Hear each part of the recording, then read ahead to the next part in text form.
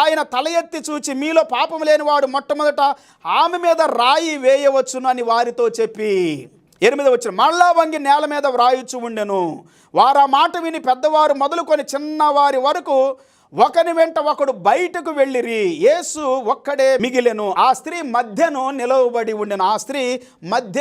ఉండెను. యేసు క్రీస్తు వారు వంగి రాస్తూ ఉన్నాడు. మళ్ళా అడుగుతున్నారు వాళ్ళు, మళ్ళా రాస్తూ ఉన్నాడు.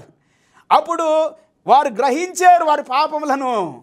కొన్ని వాక్యాలు చెబుతా ఉన్నాయి, వారి పాపాలని ఒక్కొక్కరు పాపాన్ని రాస్తూ ఉన్నాడు అక్కడ. పిల్లారా, నీ పాపము నీకు తెలియకపోవచ్చు, ఇతరులకు తెలియకపోవచ్చు. ఒకవేళ తెలిసినా నువ్వు నటిస్తూ ఉండొచ్చు, వేషధారణ చేస్తూ ఉండొచ్చు. కానీ రహస్యమందు చూచు తండ్రికి తెలుసు. నీ హృదయము బట్టబయలుగా ఉంది. రహస్య కార్యాలు, చీకటి కార్యాలు, నీచమైన, నికృష్టమైన, క్రూరమైనటువంటి భయంకర వ్యభిచారము, దొంగతనము, త్రాగుడు,